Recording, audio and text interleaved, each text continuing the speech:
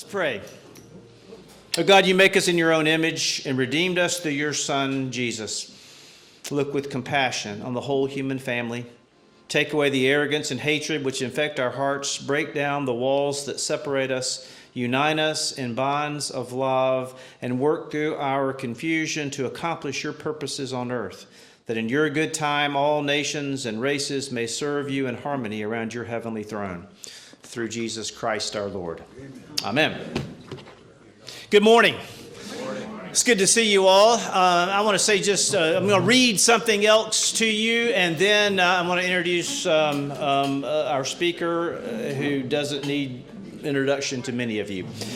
This comes from, I think it was the Associated Press, yeah. After completing their journey west and spending a wet and wretched winter at the mouth of the Columbia River in 1806, William Clark and Meriwether Lewis prepared to head home. There was just one problem. They were short a canoe. So they stole one from the Native Americans who kept them alive all winter. It has long been a sore subject with the Chinook Indians in the Pacific Northwest who perceived the theft as a major insult. Canoes were a sacred part of their culture and an important mode of transportation. So with that, it's great to have Lotsie Holton, who is a member of our parish, and her husband Rick, who is not a member of our parish, but kind of is a member of our parish, has been very involved here, in fact, in the past. Lotsie and other members of her family collaborated on this book that has been published that describes what they chose to do as members of the Lewis and Clark family to right what they perceived as being a wrong, which I just read to you in the Associated Press. So Lotsie and Rick are going to talk a little bit about this, show a video, and then again, this is the book that has been written. It's called A Canoe Named Klmin.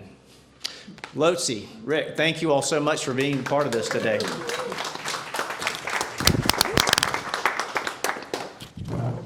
Let's get you hooked back up here. There you go. Hello. Hi. Thank you, David, for inviting us to speak. I'm happy to be here and tell our story. And I want you all to know my cousin Jimmy Johnson right here, who's also a Clark. We had the same great-grandmother named Carlota Clark, which is my name. And there are several Carlotas in Jimmy Johnson's family as well.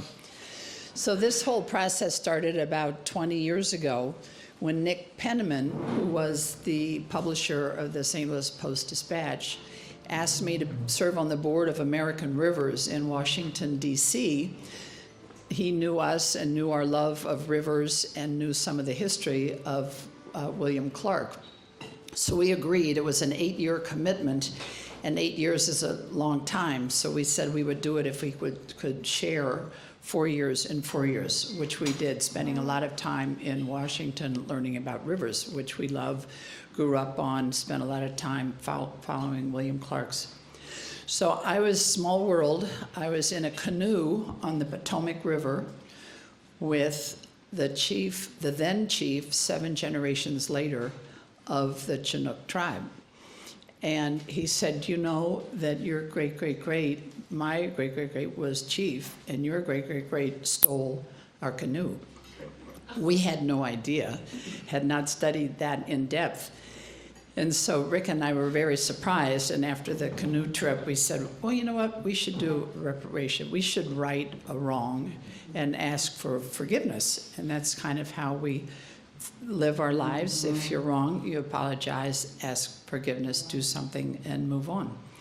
So we contacted, in this book, or a lot of the letters, we contacted the Clark family, and the Johnsons helped, and many of the Clark family.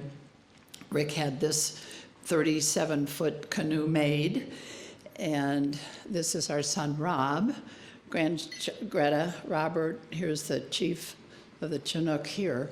And it took 2 years to make. And then finally in 2011, we had the ceremony, and the tribe welcomed us with open arms with a smoked salmon ceremony. We gave them, this went to the girls. The salmon is the sacred fish, so these went to the ladies. with the salmon, and this went to the men with the salmon with a knife in the sheath. It was a great celebration, and a lot of forgiveness was given there. And then we decided, unfairly, the federal government does not recognize the Chinook as a nation. We feel that they saved Lewis and Clark's lives, and so a wrong was done, but we're trying to repair that, make amends, but also we would like them to recognize the Chinook tribe. So all proceeds from this book go to help the Chinook in Washington get recognition as a tribe. So that I'm wearing, I don't usually wear t-shirts to church, but the Chinook pronounce Klmin with the soft L, Klmin, and we all call it Klmin. But anyway, that's the name of this canoe. They named it in their celebration. They blessed it. There were 5 different tribes there. The news was carried. It was on the front page of the Astoria newspaper. It went as far as Germany. We had all newspapers, and you can Google it and see all kinds of news from it. So it was a very warming and successful endeavor. So that's where we are, and we've made this video. So I think we're going to see the video, and then Rick and I will answer questions. So thank you, David, for asking. Yeah, you know, it was really interesting. Lotsie really didn't want to engage. She was very, well, I don't know if I want to do that and all this kind of thing. Ray Gardner was absolutely the most amazing person to come into our lives to move this along. And he was the one who sat with me many times, sat with me and explained verbally everything that went on. And the only reason it really worked, and I'm going to tell you a quick story, so don't turn that on, but in their world, it's a very different world than we live in. Our points of reference are so different than theirs. And he took great time to share and understand their mind and how they, as a culture, work. And it was just marvelous, and we were taken into that culture, and we are a part of it. But I want to share with you just a quick one because it's local. And some of you may know Jean-Paul Montupet, some of you may not, and probably most of you don't. But Jean-Paul came over from France when he sold his family company, and he went to work for Emerson. He's been a great pal of ours because Lotsie speaks French with Isabelle, his wife, you know, as they speak the French. So Jean-Paul, from the time he was a teenager, and you're probably saying, how the heck does this, you know, how does this work with this? From the time he was a teenager, he loved going to the racetrack and watching Ferraris race. And he was about 18, whatever. And I'm talking to JP, and I told him, and he said, what have you been up to, Rick?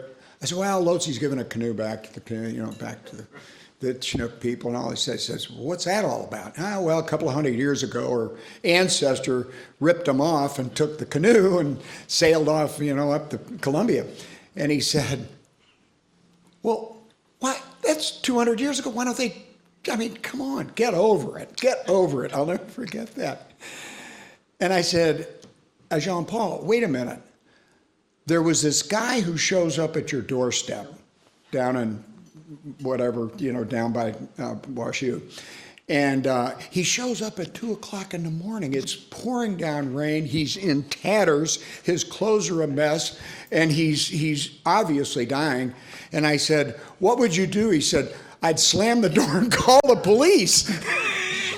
I said, of course you would, because that's what you would do in our culture. That's what you would do. I said, but yeah, let's just change that a little bit. You see this person at the front door, Lewis and Clark. Their clothes were rotting off of them. They were ready to die. They were all sick. They were very. And I said, you went and you worked for 2 months to keep him fed in your guest bedroom. And you fed him, you nursed him back to health, and you did all this. And all of a sudden one day you really had a friendship with him. He was great. He was part of you. And you went and knocked on his bedroom door and there was no answer. And you thought, oh my gosh, I hope he's okay. You open up the door, he's gone. He's gone. Where did he go? And he goes outside and he sees the door to the garage is open. And he goes over and he looks in and his favorite Ferrari is gone. And he looks and he says, oh my gosh, my Ferrari's gone. And he never said thank you. He never even offered anything. I said, what do you think of him? He said, I'd never forgive him. I said, that's exactly how Ray Gardner was with Lotsie in Washington when he said, why should I forgive them? They never asked for forgiveness. So that's where it all started. And that's how he understood then what we were talking about. The chief's canoe was his main transportation around all the river systems. That's how and the ocean. So anyway, that's that story. So maybe this is fixed now. Okay.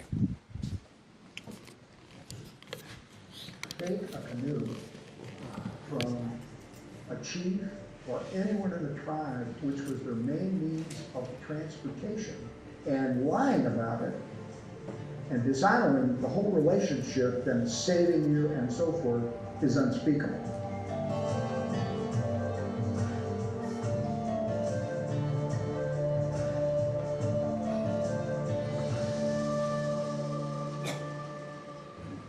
In 1803, Jefferson was surprised to have completed the Louisiana Purchase, which was a huge change for America. It doubled the size of the American holdings.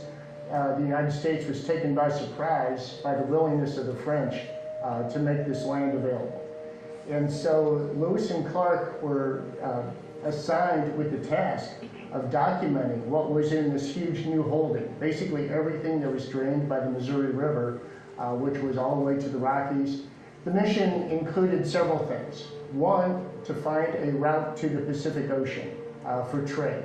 At the time, beaver hunting was an incredibly lucrative and demanding profession. The idea was to find a route to the West Coast to get beaver hides to China and to Asia as a very profitable business. The second thing was to map out our borders with Canada, to firmly establish where those were. There were treaties that had disagreements regarding those. The third was to document the plants, animals, and people that lived in the area.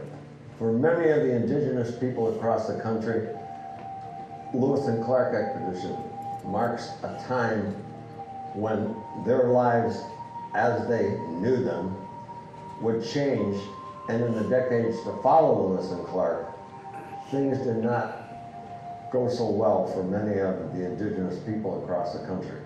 The American Rivers, which was started in about 1972 with the Clean Water Act,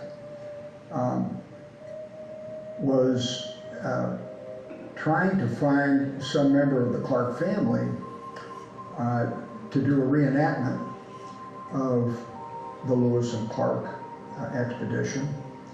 And they asked Lotsie, Carlotta Clark, if she would like to serve on the board.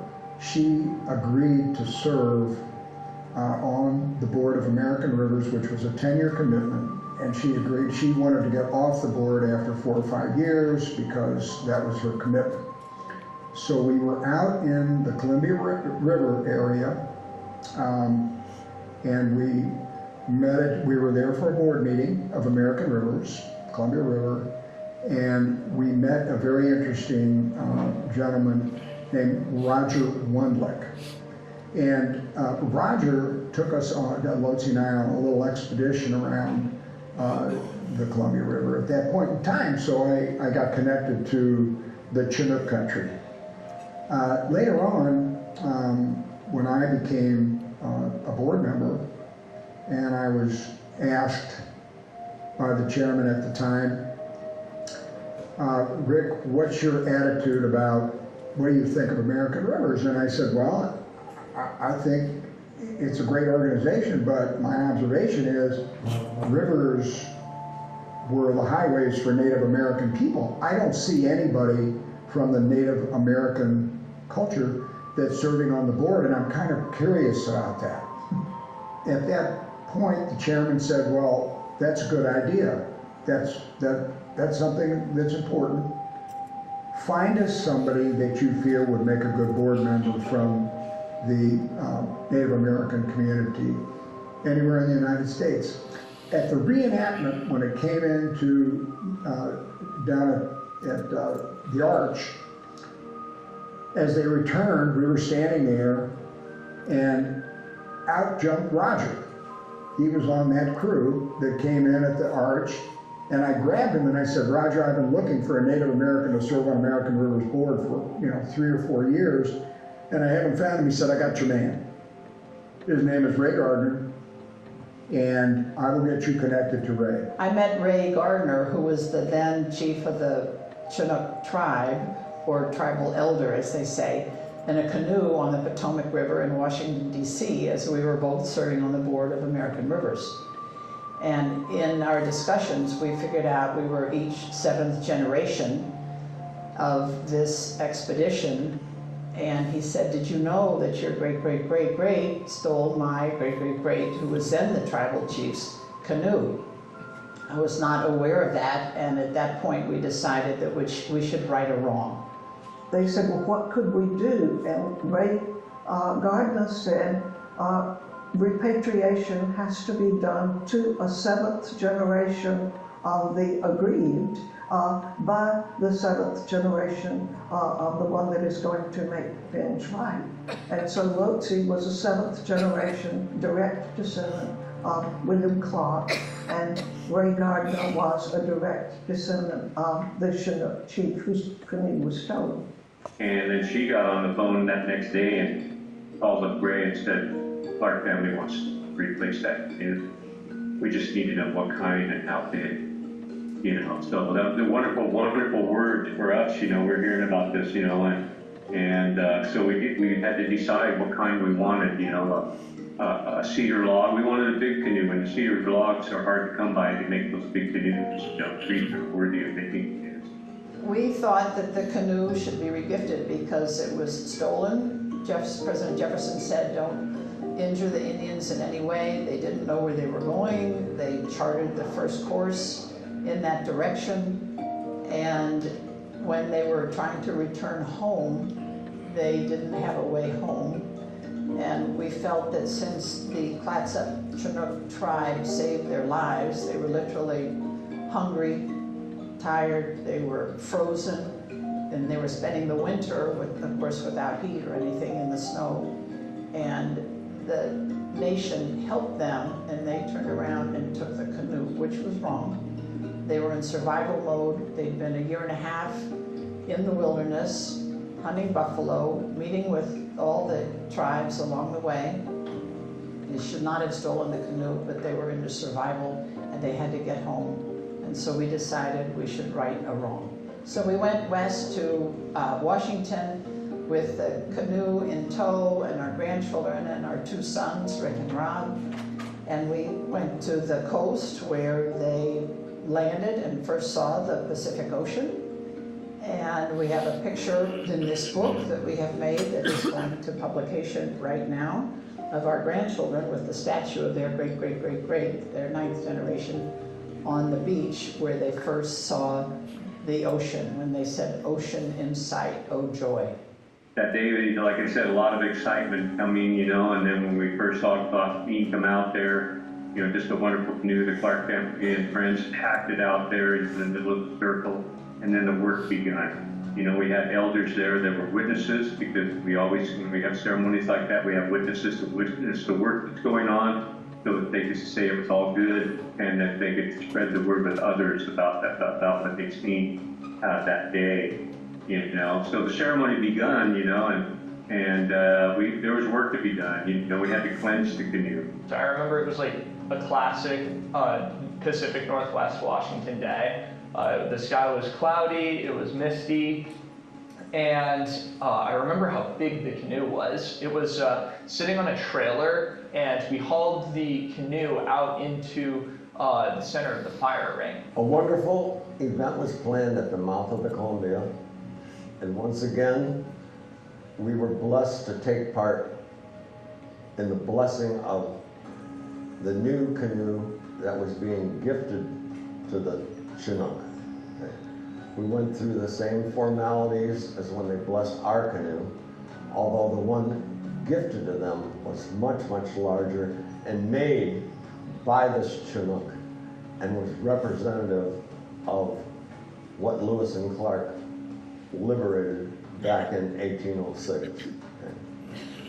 And they had a very special smoked salmon ceremony for us, and we feasted on that, and we exchanged gifts of blankets, of beaded salmon sheaths with knives in them. I was very little, so I didn't really realize the significance at the time, but I know the energy, it kind of was a celebration. I remember playing with the little kids, and I didn't really know anyone or any of these people, and I'd never met them before, and we all played with these rocks and made this tower, and everyone loved it, and I didn't really understand why, but I think it was a symbol as the next generation. They expressed their gratitude that finally something has been done. A right has been made to right a wrong. And the tears would flow from their eyes and mine too. And I'm not a person who ordinarily is given to such expression with tearing. And, but that's what happened, and it was a ceremony that I'm delighted. It was one of my life experiences, and I will never forget it. And I don't think that the people who were from the Chinook Nation will forget it either. So it became the day, you know, that we've traveled on canoe journeys in the past, and often we would go join up with a tribe up in the Sound or something, but we hadn't gone out on the ocean. You know, we hadn't had a canoe out in the ocean probably for well over 100 years. And it became time, you know, and I remember that morning that going out of the Willapa Bay, the place of my third great grandmother, going out that Willapa Bay and hooking a ride. And 4 days later, we end up in Nia Bay up on the point, you know, our very first trip out in the ocean. So 4 days out on the ocean, you know, but along the way we would stop, you know, and visit other tribes. You know, the first tribe we visited was Canoe. You know, the protocols are is that you come in and you tell them you're tired, you're hungry, you traveled a long ways, and they tell you to come ashore. And when you come ashore, you know, they make sure they feed you, get you showers and a place to sleep, and then you pick up your canoe the next day and those people, and you proceed to the next tribe. That's what the whole returning of the canoe was about. It was about making that right. I hope that the future holds a brighter future for the Chinook in terms of their recognition. In 2021, I think it was, their recognition which they had received was revoked after a year and a half. I don't understand all the ramifications of that.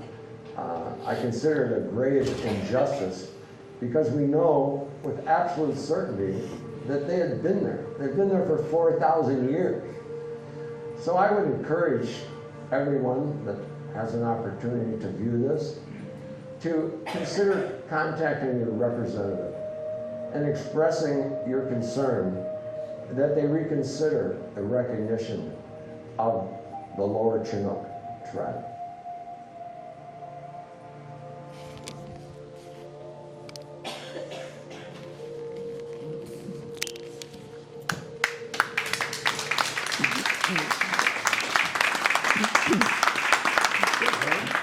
Stand up. Here is the Clark family tree, if anyone's interested. Jimmy's on it. We go 9 generations with our grandchildren. It was a small thing that we did, but we did it with our hearts, and we're hoping for peace amongst all of us as we do in our lives. So does anyone have any questions about anything? A wonderful presentation, a wonderful video. Why are they not recognized? Again, I heard it was revoked, but why? It's my understanding We have to take it Okay, back. sorry. That's all right. It's my understanding through the legal system with whom we're working, and as I said, all the proceeds, this is available on Amazon and today, all the proceeds are helping for the recognition. They don't want to leave their property where their ancestors are buried. Most of the Indian tribes, as you know, have been transferred to reservations. And they think this is their life, this is where they were born, this is their history. And also, as you probably know, all these stories come down verbally because they didn't write books the way Lewis and Clark wrote their journals. And it was all a verbal thing, but it's very important to them with their ancestry, and they want to stay where their family's buried.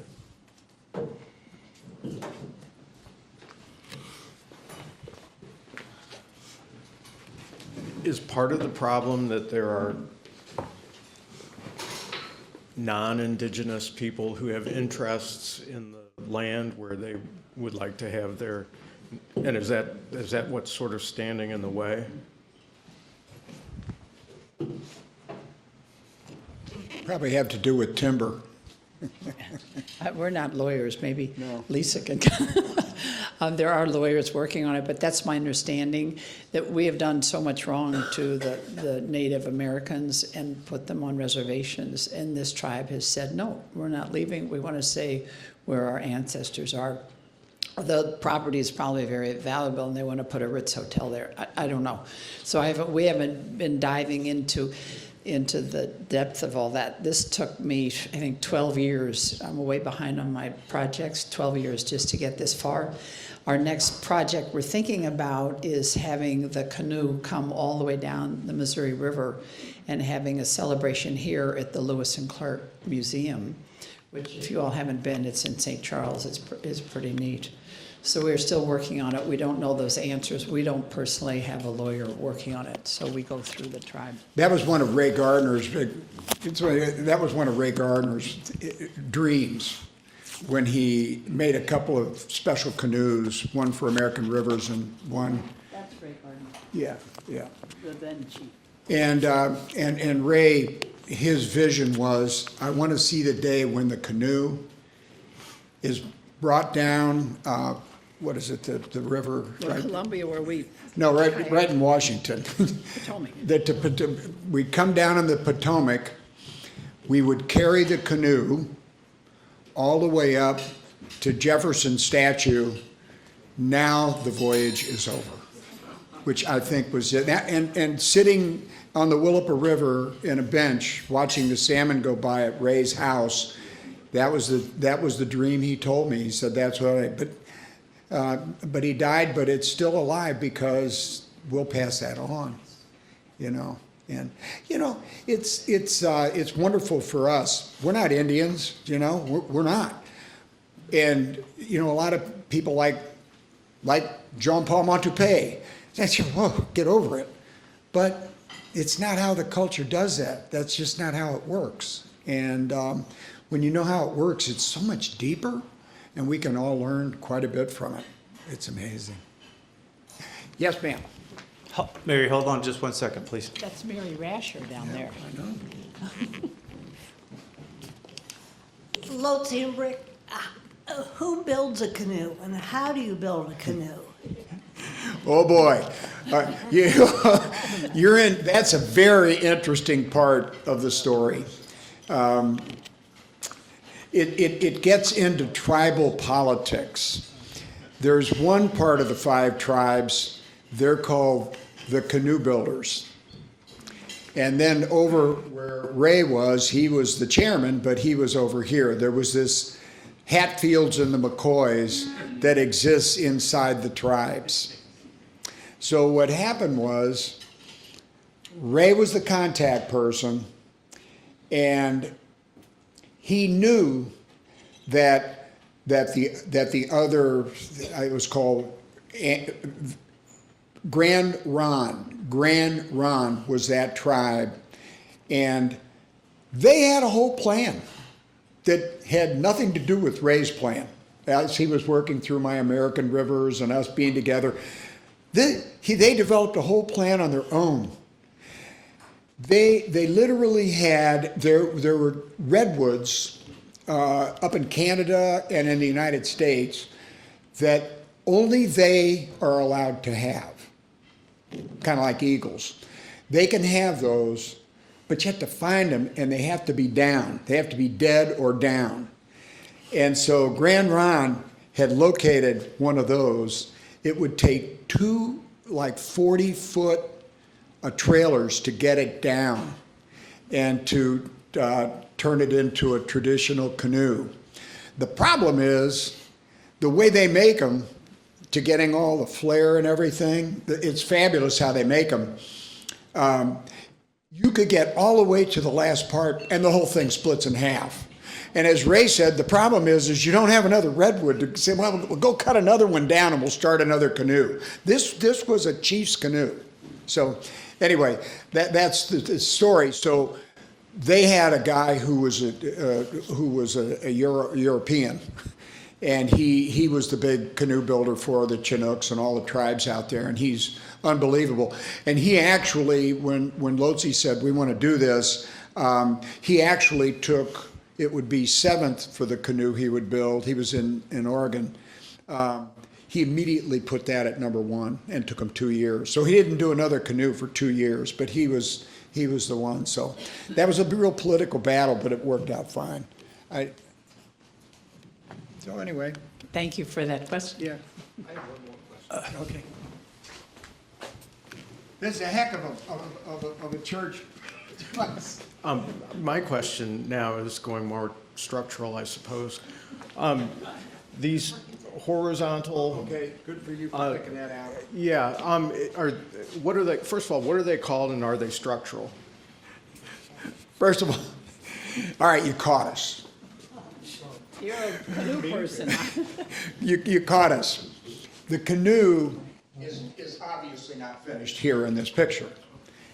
These are just to give it structure, and then it's going back to the builder. But we needed it because the Chinook said, this is the date we're going to have this ceremony, and period. So we said, so Ray, okay, we'll bring the canoe, and it'll be blessed, and all those things will happen. And then it went right back up and got finished. But you picked up on that. This isn't there. You've got 14 people in this canoe on a finish with one in the back to steer it. Right. Yeah. So when it's finished. Yeah. Microphone, Rick. Microphone, sorry about that. So when it was ultimately finished, I can see why you would need to have the structures there if you're moving this thing around. Yeah, it was on a trailer. Yeah. Okay, but when it's finished, are those don't exist? They're gone. They're gone. Yeah. Oh, okay. Yeah. Well, okay. So I'll take just a little bit more because I learned all this. This would be a redwood tree. You say, well, how do they carve it out? What they do, they get hot rocks and they take skins and they heat up the rocks, put the skins in water or keep water on it, and they take an awl and they start it, okay? And it's hard, but it gets started. And then they start applying rocks and water on the skins, and they steam it. So they're steaming the wood, and then they come in and they awl it. Wow. Okay, now, this is actually, you start making it do this, because see, it has to deflect the waves of the ocean. So they begin to, it's soft, so they begin to stretch it out. That's where it cracks in half, the whole thing can go. But they move it out, and then they get that, to get the waves off and the high prow. And so they're 14 paddlers and 5,000 pounds of trade goods. And they went as far as San Diego and as far as Seattle, up around Seattle. That was their trade route. And they would start with salmon. I got one more for you. This is I learned this one.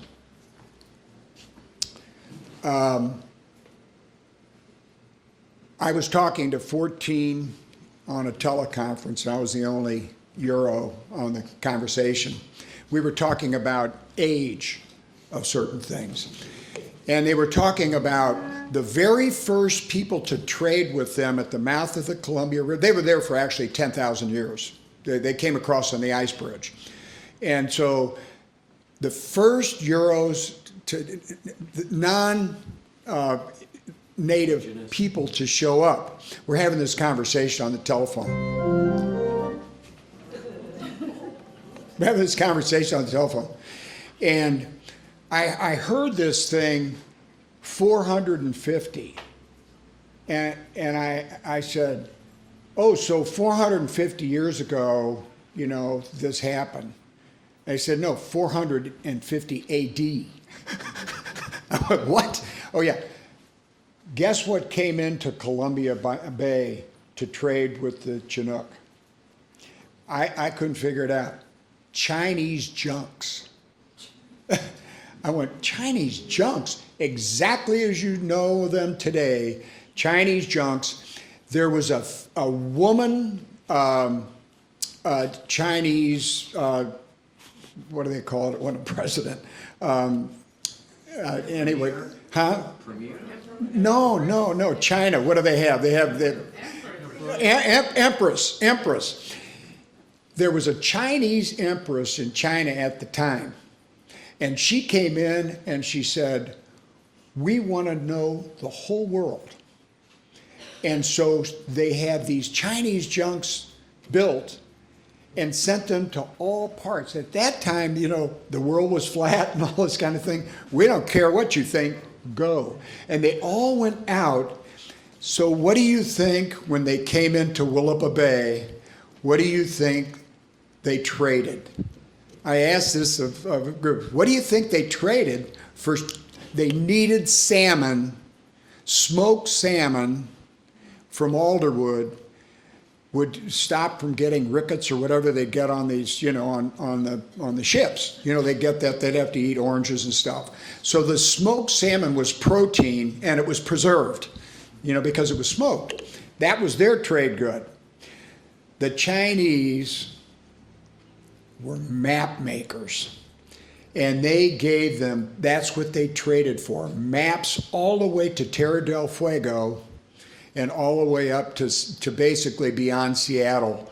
They had mapped it all the way down. So can you imagine how valuable those maps were to know what was down there and what was up there? So their whole world became this. And the canoe you're looking at is what they used to go to San Diego. That was the one. And that was made exactly as they built theirs, because we had the specification from some old ones that had rotted away and so forth. And so that was what was used for that. So it was hugely valuable to them, the maps of all the way down to California. And as Ray was saying, the trail that went down through California is a mile off the coast. You know, in Indian time, it's already gone in the ocean a long time ago. It's fascinating, absolutely. I mean, what Lotsie and I learned through this whole process was this and a connection. And we realized material world versus the spirit world really meets and takes on. So I'm going to leave you from I'm talking too much, but when I'm standing, when I'm up at this board meeting, and Ray has been there for a look-see. He didn't just come up and join the board of American River. He came up for a look-see. And the chairman said, Ray, at the end of the thing, do you have any comments? And he said, well, I do. He said, first of all, everybody in this room is talking all about money, raising money, raising money, raising money. I haven't heard any conversation about the rivers. Isn't this organization designed to take care of rivers? And yeah. And he said, well, what you need to do is you need to clean up rivers, not from the pocket. You need to do it from the heart. You need to be passionate about saving them because they are life. Without rivers, we cannot exist. It is the veins with the blood that keeps us all going. That's what the rivers, and we're killing it. And he said, that's why you're here. You're not here to raise money. You're here to push that agenda to get the rivers saved, because without them, we're gone. So anyway, well, thank you. Yeah. Stay down. Yeah. Lotsie and Rick, thank you very much.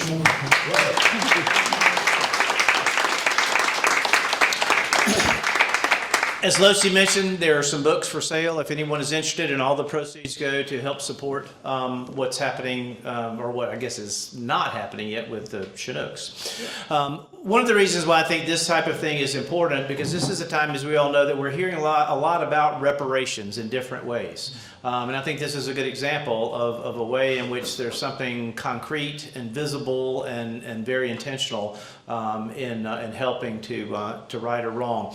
In the prayer that I used at the beginning of the session, it's in the back of our Book of Common Prayer. It's called the Prayer for the Human Family, and part of what it says is that we are praying that we will break down the walls that divide us, and help us to unite, become more united. And I think now, maybe more than ever, we need to be holding up things that can do that very thing. So thank you for the relatively small part, but important part that you all have played in helping to do that, and appreciate you all being here today. Thank you for your participation. God bless you.